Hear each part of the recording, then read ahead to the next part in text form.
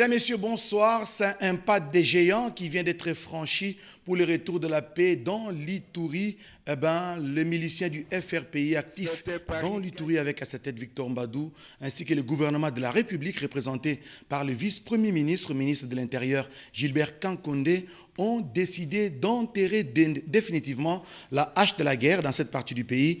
Gilbert Kankonde a saisi l'occasion pour appeler les autres groupes négatifs à déposer les armes et à suivre la voie de la raison. Mesdames, Messieurs, rebonsoir et bienvenue à ce journal que j'ai le plaisir de vous présenter. Tout d'abord, cette information, le président de la République, Félix Antoine Tshisekedi Tshilombo, a présidé hier la 23e réunion du Conseil des ministres. Parmi les points examinés, la poursuite des réformes fiscales et la suppression de tout ce qui entrave la mobilisation des recettes publiques. Des questions liées à la poursuite des enquêtes judiciaires sur le programme des 100 jours ont été également examinées au cours de cette réunion du Conseil de ministres présidé par le chef de l'État. En voici un extrait.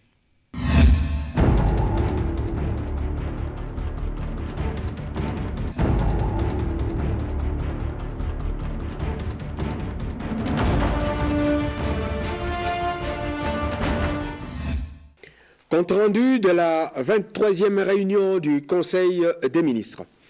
Ce vendredi 28 février 2020 s'est tenue à la Cité de l'Union africaine la 23e réunion du Conseil des ministres sous la présidence de son Excellence M. Félix Antoine Tshisekedi Tshilombo, président de la République, chef de l'État. 3 points étaient inscrits à l'ordre du jour, à savoir 1. Communication de son Excellence, M. le Président de la République, chef de l'État. 2. Points d'information. 3. Approbation d'un relevé des décisions du Conseil des ministres. De la communication de son Excellence, Monsieur le Président de la République. La communication du Président de la République a porté sur 4 points, à savoir 1. Le décès du général Delphin Kahimbi. 2. Le point sur l'évaluation de la délégation du Fonds monétaire international. 3. L'évolution des enquêtes sur l'exécution des travaux des 100 jours. 4. La situation de la grève des magistrats et dans l'enseignement supérieur et universitaire. S'agissant du décès du général Delphin Kahimbi, le président de la République a informé les membres du Conseil du décès du général Delphin Kahimbi, chef d'état-major adjoint des FARDC chargé du renseignement militaire, dans la matinée de ce vendredi 28 février 2020. Exprimant toute sa peine pour la disparition brusque de ce grand officier des FARDC, le chef de l'État a invité les membres du gouvernement à observer 1 minute de silence en mémoire de l'illustre disparu.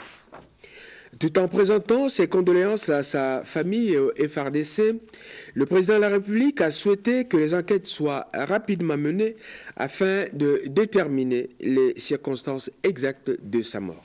Deuxième point développé par le chef de l'État, le point sur l'évaluation de la délégation du Fonds monétaire international.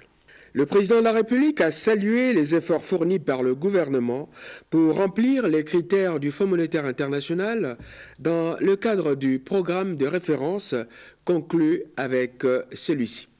Il a toutefois insisté que ces efforts doivent se poursuivre au regard de la situation difficile enregistrée au mois de janvier et février 2020 en termes de mobilisation de recettes. C'était la Julino Makelele, ministre de Médias. Vous suivrez l'intégralité de ce compte-rendu juste après le générique fin de ce journal. Au chapitre sécuritaire, je l'ai dit à l'ouverture de cette édition d'information, signature hier à Guéti, à plus de 60 km de Bounia, d'un accord de paix entre les miliciens du FRPI actifs dans l'Ituri, avec à sa tête Victor Mbadou et le gouvernement de la République, représenté à cette cérémonie par le vice-premier ministre, ministre de l'Intérieur Gilbert Kankonde. Le FRPI s'est décidé d'enterrer définitivement la hache de la guerre dans cette partie du pays. Gilbert Kankonde a appelé les autres groupes négatifs à sortir de leur maquis, de prendre un engagement sincère pour une paix durable en République démocratique du Congo. Et puis, un plaidoyer en faveur des femmes dans les zones de conflit. Les femmes des réseaux de femmes pour le droit et la paix appellent la communauté à mutualiser les efforts pour venir en aide aux femmes dans la partie est du pays. Appel destiné à la communauté internationale. C'est un commentaire de Cédric Kenina. Parler de l'insécurité dans la partie est du pays, c'est aussi faire allusion aux difficultés auxquelles font face les femmes.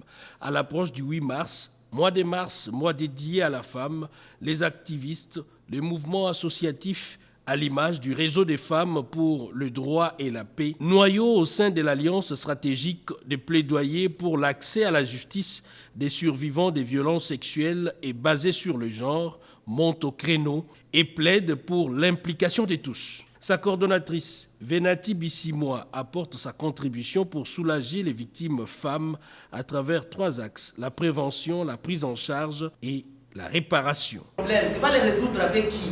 Avec quel acteur? Quel est l'acteur principal? Et en plus, dans une guerre, il y a des acteurs visibles et d'autres invisibles. Et même les grands invisibles peuvent être ceux-là qui vous apportent, qui viennent jouer au sapeur-pompier. Parce que invisible, il faut analyser la carte d'acteurs. J'insiste sur ça. Nous avons été au dialogue inter-congolais, mais avec quels acteurs? Les acteurs congolais. Est-ce qu'ils avaient la clé de la paix à RDC? Quand on dit qu'il y a l'implication des pays, et des pays voisins, et des pays lointains qu'on ne voit pas. C'est ça ce que nous devons bien comprendre dans une guerre. La presse ayant suivi avec intérêt ces plaidoyers est appelée à jouer le rôle des canaux par excellence pour plaider justement sur la situation de la femme dans la partie Est. La vice-première ministre, ministre du Plan, Élisée Mounemboué, vient de lancer les rapports d'enquête GRAP à indicateurs multiples. Cette enquête couvre plusieurs secteurs de la ville nationale, notamment la santé, l'éducation, l'hygiène et l'assainissement pour la protection sociale. Peggy Mukunda nous en parle dans ce reportage. Les décideurs politiques, des planificateurs, des partenaires techniques et financiers, ainsi que d'autres utilisateurs, tant du secteur public et privé que de la société civile, viennent de bénéficier du rapport de la 4e enquête par GRAP à indicateurs multiples. Les rapports MIC-PALU RDC, qui fournit des informations récentes et pertinentes sur la mortalité des enfants de moins de 5 ans, l'état nutritionnel des enfants, la santé maternelle, la qualité de l'eau, hygiène et assainissement, l'alphabétisation, la sécurité et les violences. Il sert également de sources d'informations utiles à tous les acteurs de développement afin de contribuer à l'amélioration de la qualité de vie de nos populations, plus particulièrement à celle de nos enfants. Ce rapport a été présenté officiellement par la vice-première ministre, ministre du Plan Élisée Mounemboué, aux côtés du représentant spécial adjoint du secrétaire général, coordonnateur des agences du système des Nations Unies, coordonnateur humanitaire David McClan et du représentant de l'UNICEF, Edouard Baider. Aujourd'hui, nous avons les outils pour affiner ces planifications et essayer d'avoir le meilleur résultat pour les enfants et les femmes de ce pays. Le gouvernement congolais, à travers le ministère du Plan, s'est réjoui de mettre à la disposition des utilisateurs des statistiques fiables pour appuyer la prise de décision au niveau national et provincial.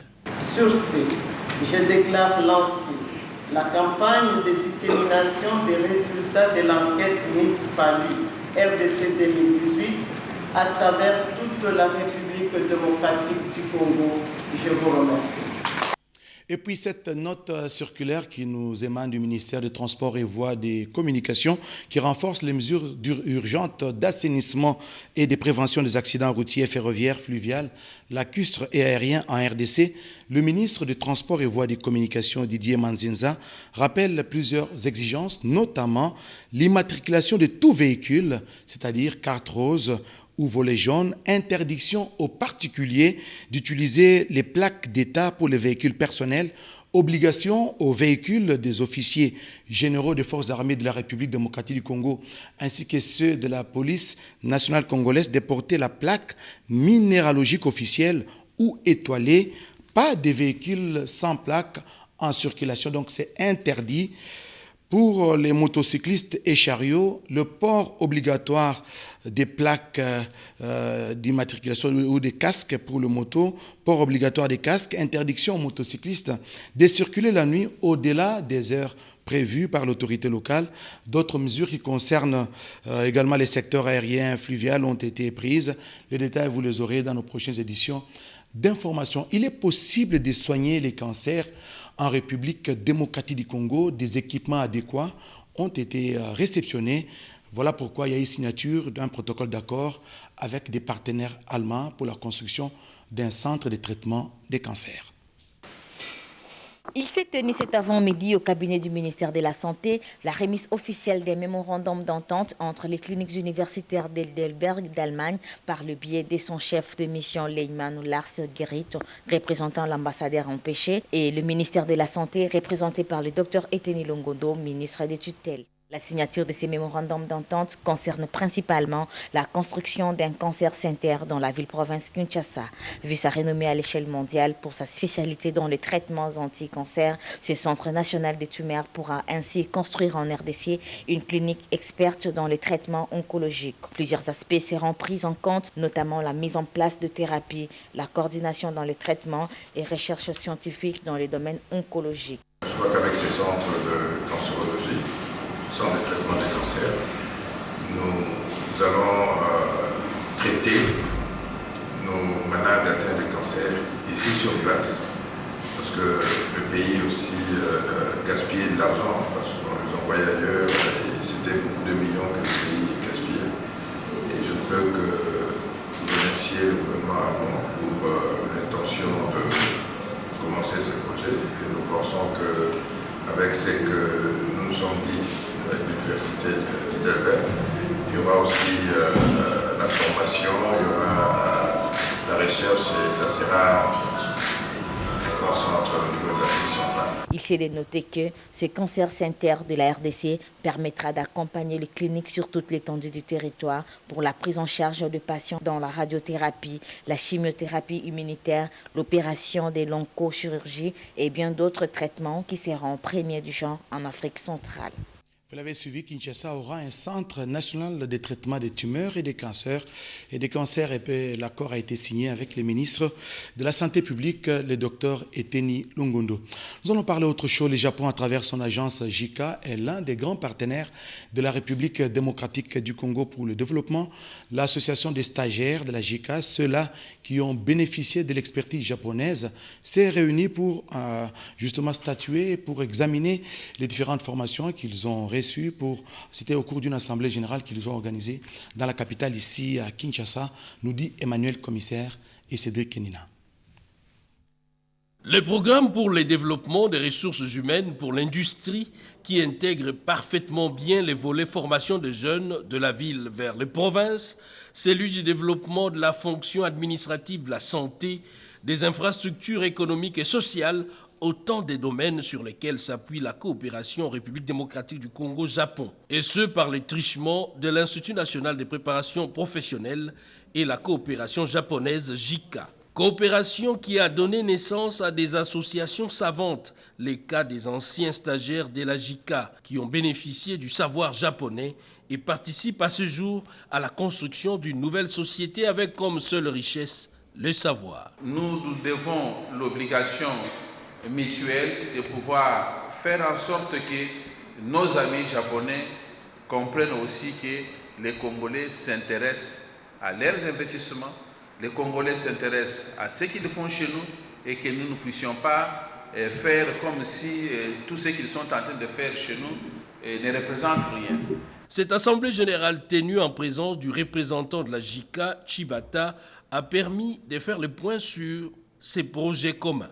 Je voudrais parler un peu pour vous partager des activités de la JICA coopération japonaise en général avec vous, parce que c'est une opportunité un peu rare d'être avec vous, et puisque vous êtes nos ambassadeurs pour communiquer les fruits de la coopération japonaise pour la population congolaise. Déjà pour créer l'émulation et impulser la créativité, l'ASJICA va procéder à l'élection d'un nouveau bureau pour poursuivre l'œuvre de bâtisseur. Après 18 ans d'exercice, la délégation syndicale du FPI, entendait Fonds de promotion de l'industrie, était en assemblée générale pour évaluer les actions menées jusque-là. Le bilan est satisfaisant, nous dit Guy Bleskitiki. 18 mois après sa mise en place, la délégation syndicale du Fonds de promotion de l'industrie s'est réunie en assemblée générale à mi-parcours afin d'évaluer les actions menées non seulement par l'entreprise, mais aussi la situation de l'ensemble du personnel. Pour Thierry Tambwe-Wamutombo, son président, le bilan de l'action syndicale est plus que positif. Il est important de savoir sur quel horizon, d'où l'on vient, où aller, a-t-il dit. Il a saisi l'opportunité pour circonscrire le cadre pour dresser le bilan en mi-parcours. Des promesses ont été énoncées à l'installation de cette délégation syndicale. L'amélioration des salaires, les conditions socio-professionnelles des agents, l'égalité des droits à la santé, le respect des textes réglementaires et la cristallisation des comptes finaux. Il s'est dit satisfait des avancées enregistrées grâce à l'effort collégial de tous. C'est l'occasion pour nous de rappeler nos 4 promesses faites les jours de notre installation, à savoir l'amélioration des salaires et des conditions socio-professionnelles, l'égalité des droits de santé, la cristallisation des décomptes finaux, le respect des textes réglementaires. Nous avons obtenu, 8 ans après la dernière majoration, en date, une augmentation salariale de l'ordre de 30% de tous les personnels. Nous avons obtenu la reprise de la prise en charge des soins de santé à l'étranger pour des cas délicats, nécessitant les centres médicaux beaucoup plus spécialisés et mieux équipés. Thierry Tambwe, président de la délégation syndicale, a estimé que beaucoup reste encore à faire. Il a rappelé aux uns et aux autres le devoir professionnel et l'observance d'un comportement responsable pour ne pas fragiliser l'entreprise. Puis s'en est suivi un échange sans embâche et tous ont été exhortés à travailler pour la grandeur du Fonds de promotion de l'industrie car le travail anoblit et enrichit.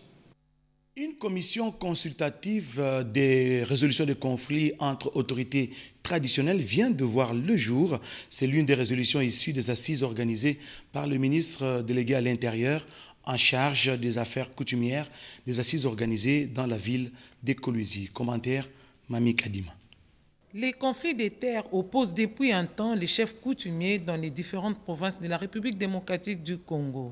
Pour y mettre fin, le ministre délégué à l'Intérieur en charge des affaires coutumières a décidé l'installation d'une commission consultative de résolution des conflits, une structure qui va regrouper en son sein les chefs coutumiers et administrateurs des territoires. Il s'agit pour nous d'installer la CCRC provinciale ainsi que les CCRC des chefferies et des secteurs. Deuxièmement, un module de formation est prévu pour tous les chefs coutumiers en vue de vulgariser la loi numéro 15, base 015, qui porte statut des chefs coutumiers. Michel Mvuzimea a ensuite procédé au même exercice à Lubumbashi où il a expliqué aux chefs coutumiers et aux administrateurs territoriaux les biens fondés de cette commission. La coutume, c'est la base de notre civilisation. C'est le fondement de notre organisation sur cette terre. La coutume, c'est tout ce qui est de plus cher, de plus rassurant. Lorsque nous aurons tout perdu, il restera quelque chose. Ce sont nos valeurs traditionnelles. Et pour plus d'efficacité, une grande conférence des autorités coutumières est prévue pour le mois de mai prochain dans la province de la Chopo, question de dégager des matières et concerter des pistes de solutions aux conflits. Les dialogues sociaux, c'est l'une des politiques d'anticipation des crises. Les différentes communautés du Nord Kivu l'ont compris. Les délégués de ces communautés se sont retrouvés en atelier pour réfléchir sur cette question. Célestin Siboumana.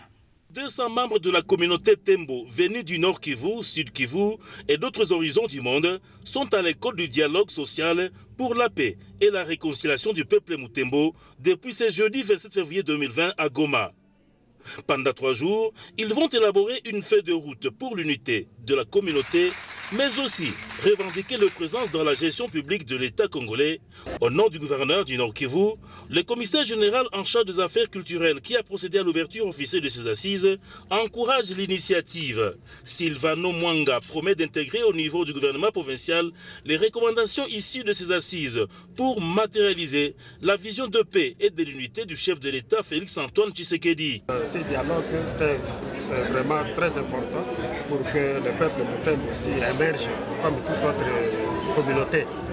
C'est un souhait pour tout le monde parce que l'autorité provinciale va tenir compte. Signalons qu'il y a une quarantaine d'années que le dialogue de ce format a eu lieu. Les pas de danse ont agrémenté la cérémonie. Heureux le peuple qui danse ensemble, dit-on. Heureux le peuple qui danse ensemble, signe de l'unité, dit-on aussi. Les corps des victimes de l'accident survenu le 16 février dernier sur l'avenue Bypass, à la place communément appelée Triangle, ont été portés en terre.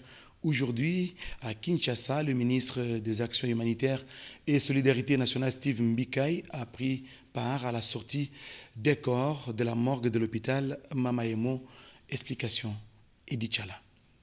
Comme promis, le ministre des Actions humanitaires et Solidarité nationale, Steve Mbikai, était à la morgue de l'hôpital général de référence de Kinshasa, ex-Mamaemo, pour assister personnellement à la levée des corps des victimes de l'accident du 16 février dernier. Sur la route Bypass vers la place Triangle, Steve Mbikai a réglé tous les détails administratifs pour permettre à chaque famille de récupérer son corps en toute quiétude.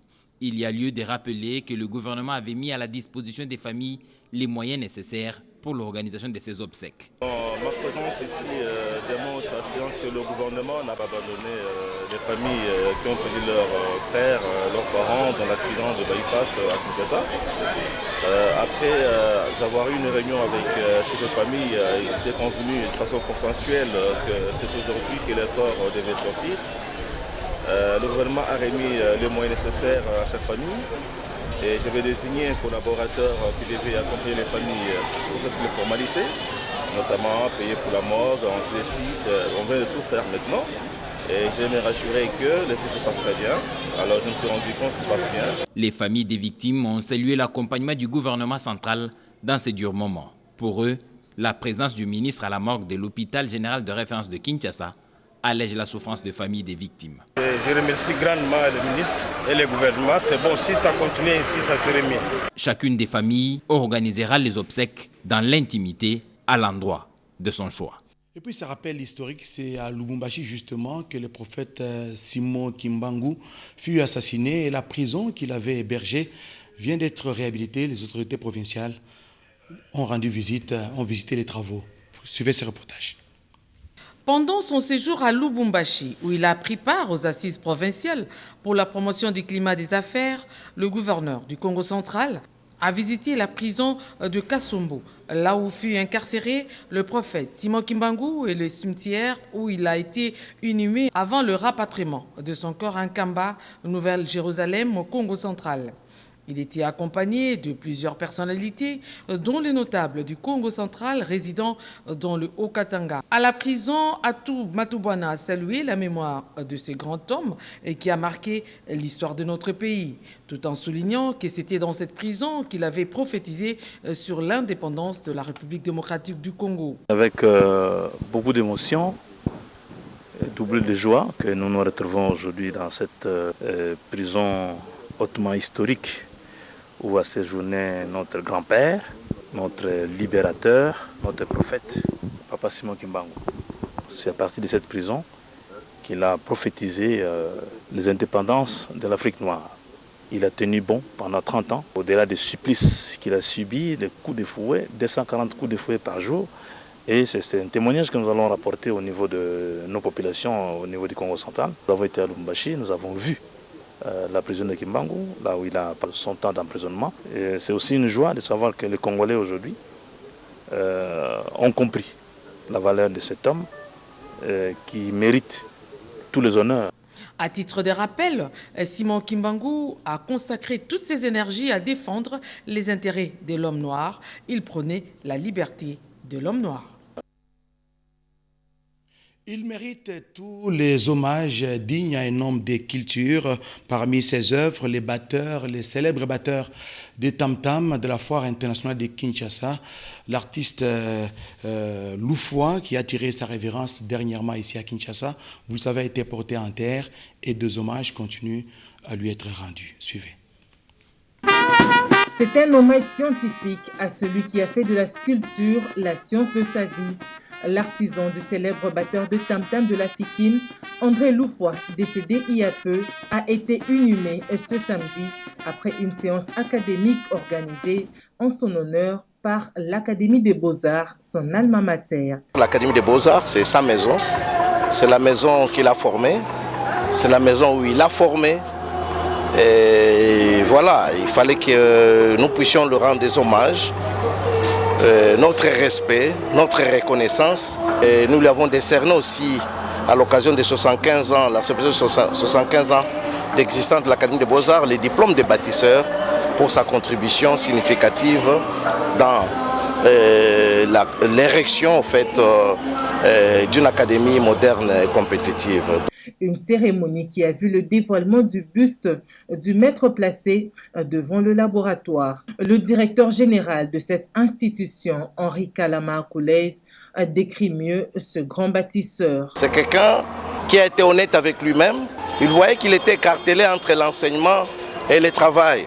Et il ne pouvait pas prétendre, un peu comme certains artistes le font, rester dans l'enseignement juste pour toucher un salaire, alors que peut-être qu'on n'y enseigne pas comme de la bonne manière. Il a voulu, de manière assez honnête, se consacrer à son travail d'artiste. C'est quelqu'un qui donnait de bons conseils et c'est quelqu'un qui prenait au fait de la vie avec philosophie. Le chemin est désormais tracé, ainsi vivra l'art de André Loufoua, le géniteur des grandes œuvres. En tout cas, l'artiste ne meurt pas, mais il est immortalisé à travers ses œuvres. Un autre artiste, celui-ci, c'est un preneur de vue à la RTNC. Il s'agit de John Kayumba, qui a tiré sa révérence dernièrement ici à Kinshasa. Et son corps a été porté en terre aujourd'hui au cimetière entre terre et ciel. Suivez ce reportage. La RTNC sera désormais privée de services d'un de ses talentueux opérateurs de prise de vue, John Kayumba, né le 30 décembre 1958 à Kisangani. John a été arraché à l'affection des siens des suites d'une courte maladie.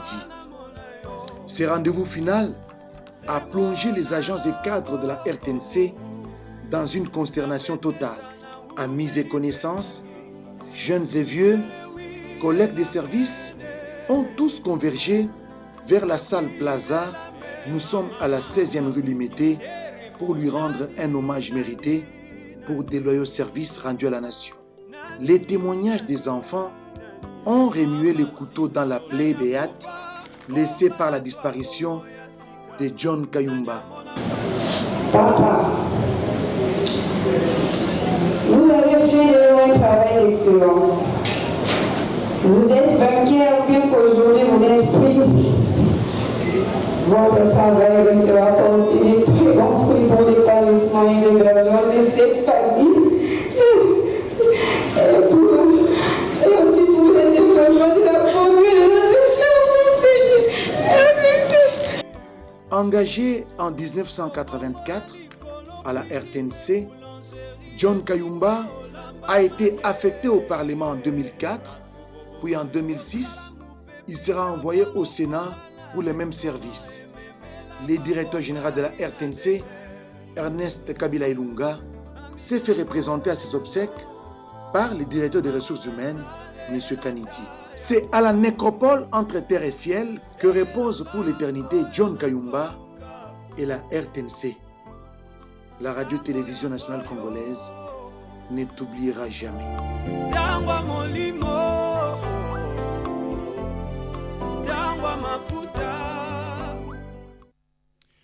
Voilà, il s'en est allé par le chemin de toute la terre. John Kayumba repose en paix. Et puis cette nouvelle lutte contre l'insalubrité dans la ville de Kinshasa, d'importantes mesures viennent d'être prises par le gouverneur de la ville-province Kinshasa, Gentini Ngobila, pour réglementer désormais l'usage de plastique. Le gouverneur Gentini Ngobila vient d'interdire l'usage et la détention des emballages en plastique sur toute l'étendue de la ville de Kinshasa. Il s'agit ici des sachets non biodégradables, sauf, donc exception faite, au plastique destiné à l'usage médical, aux activités agricoles et au ramassage des déchets. L'hôtel de ville de Kinshasa reste ferme sur l'utilisation ou la détention des sachets plastiques non biodégradables, interdite, sinon une amende de 10 à 50 000 francs congolais prévus. Ceci rentre dans les cadres de l'assainissement et de la protection de la ville de Kinshasa. Avant de nous séparer, le ministre d'État, ministre de l'enseignement primaire, secondaire et technique, met en garde les services sous sa tutelle contre certaines mauvaises pratiques qui commencent à élire domicile, selon les plaintes qu'il reçoit chaque jour. Willy Bakonga fustige notamment la ponction sur les salaires des enseignants lors de la paye par certains services de l'État. Le ministre d'État appelle à une dénonciation judiciaire et systématique de ces antivaleurs et de leurs auteurs pour que ces inciviques soient sanctionnés. Je vous convie plutôt à suivre l'intégralité de son message. Les enseignants sont les principaux metteurs en scène du processus de la gratuité de l'enseignement primaire en cours dans notre pays, une démarche constitutionnelle pour non seulement garantir l'accès à l'école à un plus grand nombre d'enfants en âge scolaire, mais aussi pour revaloriser la fonction enseignante aux grands hommes, dit-on, la patrie reconnaissante. C'est pourquoi, suite aux nombreuses plaintes et doléances enregistrées ces derniers jours, je me sens dans l'obligation d'apporter la précision suivante. Il est strictement interdit à quiconque, agent du SECOPE, provède, sous-provède, coordination, préfet ou directeur d'école, agent payeur ou banquier, de soutirer l'argent des enseignants sous n'importe quel prétexte. La paie des enseignants est gratuite et ne requiert en retour aucune contrepartie, cadeau ou rétrocommission de quelque nature que ce soit. Il en est de même du processus d'identification en cours des enseignants, écoles et bureaux gestionnaires, nouvelles unités en vue de leur prise en charge dans le mois d'avril prochain grâce à un fichier fiable. Et cette opération est entièrement gratuite, conformément aux instructions du président de la République, chef de l'État, et du Premier ministre, chef du gouvernement, déterminé à revaloriser les enseignants dans notre pays. Force et honneur à eux, grâce à qui le processus de la gratuité de l'enseignement primaire est en marche et est devenu irréversible dans notre pays. J'invite donc tous les enseignants de la République à dénoncer toute personne qui oserait ponctionner leur rémunération pour qu'elle soit traduite en justice et punie selon les lois de la République. Que vive la gratuité de l'enseignement en République démocratique du Congo, que vivent nos vaillants enseignants. Mesdames et messieurs, je vous remercie. Nous vous remercions également, Monsieur le ministre. Avant de nous séparer, la principale information à retenir, signature hier à Guéti, à plus de 60 km de Bounia, d'un accord de paix entre le milicien du FRPI actif dans l'Ituri avec le gouvernement de la République représenté par le vice-premier ministre, ministre de l'Intérieur, Gilbert Kankonde. Le FRPI s'est décidé d'enterrer définitivement la hache de la guerre dans cette partie de la République. Gilbert Kankonde a saisi l'occasion pour appeler les autres groupes négatifs et actifs dans cette partie du pays à sortir de leur maquis et de prendre un engagement sincère et ferme pour le retour d'une paix durable en République démocratique du Congo dans sa partie Est. Mesdames, Messieurs, tout le plaisir était pour moi de vous présenter cette grande édition du journal. Je serai relayé sur ce plateau tout à l'heure à 22h par Toto Célestine Sungu dans une autre édition d'information. D'ici là, portez-vous bien, excellente soirée à tous. Au revoir.